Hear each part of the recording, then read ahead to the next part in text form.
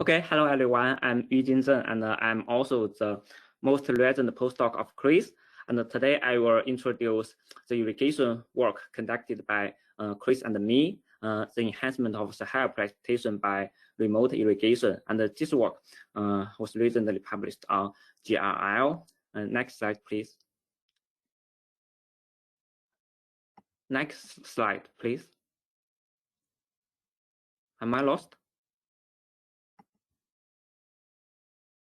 Sorry, my screen is frozen now. Oh, there it goes. Okay, we're back. I still see the, Okay. There we go, great. Okay, as we know, irrigation is worldwide human activity, and it accounts for about 70% of total freshwater withdrawal. And the next slide, please. It's frozen. Okay, and besides its importance on human society, irrigation is also can be seen also an low battery.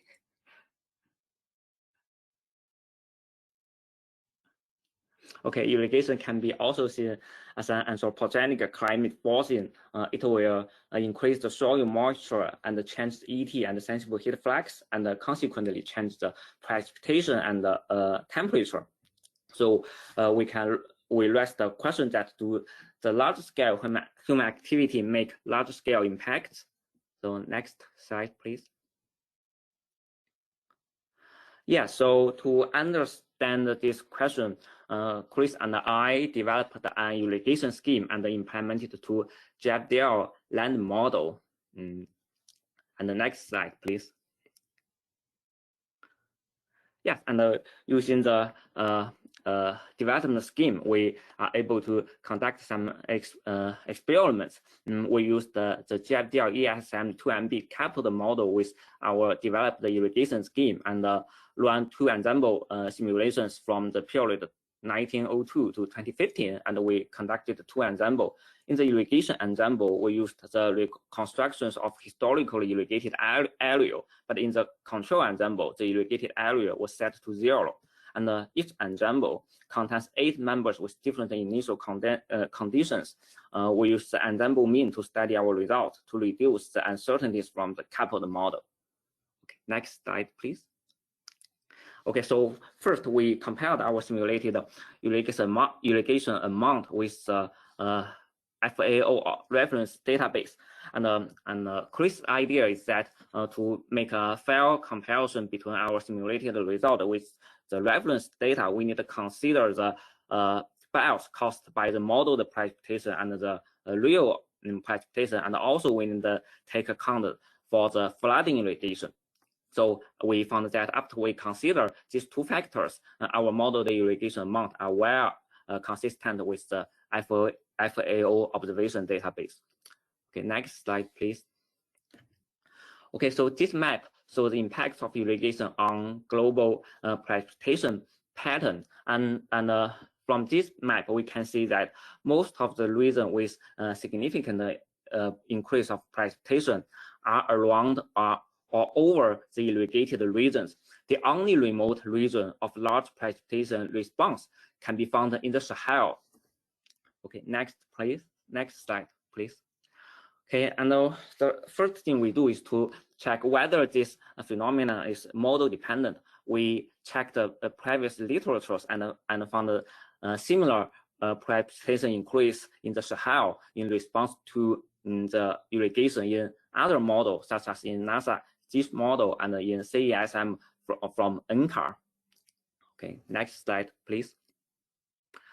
Okay, and as we know that the precipitation in the Sahel is the result of many complex dynamic processes, such as the hardware circulation, the ITCZ, the West African monsoon, the African easterly jet, and the complex interaction between land and atmosphere. But Chris believed that we can use some simple law to explain the underlying mechanisms, and finally we found that yes, we can use a simple energy budget to explain the mechanisms. And in some simple words, we found that the irrigation in the Asia changed the large-scale gradient of the moist static energy from the Asia to the Sahel region. And the changed large-scale gradient of the MSE further modified the MSE horizontal advection over the Sahel region, and then increase the MSE vertical advection and further increase the velocity, vertical velocity at this region, and increase the convective precipitation over the Sahel region. And next slide, please. Okay, but the story is not ended here. Chris thought that because the Earth system model, the dependent remote effects, may have many uncertainties. So we defined a causal chain that links the irrigation in Asia to MSE transport to MSE conversion to precipitation in the Sahel, and we identified many factors for its category that may influence the reliability of our findings, and we checked these factors in our model against with the reference data set, and we found that most of the factors only have limited impacts on our findings, or some others will give us a more conservative estimate of the increase of the precipitation in the Sahel region. Only the two factors that may overestimate the precipitation increase in the Sahel region is our full irrigation assumption in our model, and there's a stronger atmospheric circulation pattern in our model compared with CRA5. Okay, next question, please. Before I went to GFDL, I always have a question that global climate model contains too much uncertainty. How can we understand and trust our findings from it when observations are limited? And Chris told me, every model is imperfect in its own way. The plausibility of the model-based findings can be strengthened by intermodal agreement, by mechanistic elucidation of the processes underlying those findings, and by evaluation of the biases in those processes and the sensitivity of the results thereto. And Chris' work and thoughts have impacted me a lot and will certainly go with me in the future. Next slide, please.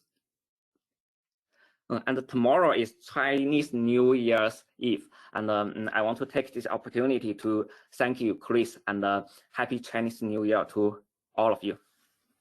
Thank you. Thanks, Yujin. Happy Chinese New Year to you too. You too.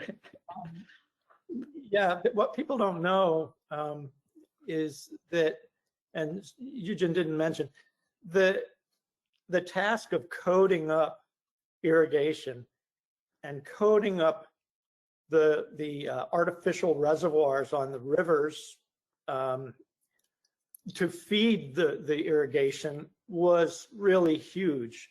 You know, Marjolein van Houtgevoort was with us earlier and got a start on that, but Yujin really did a ton on that. And I just want to say, you know, thank you, because you made reality of my sort of longtime wish to put human water use into climate models and see how it mattered.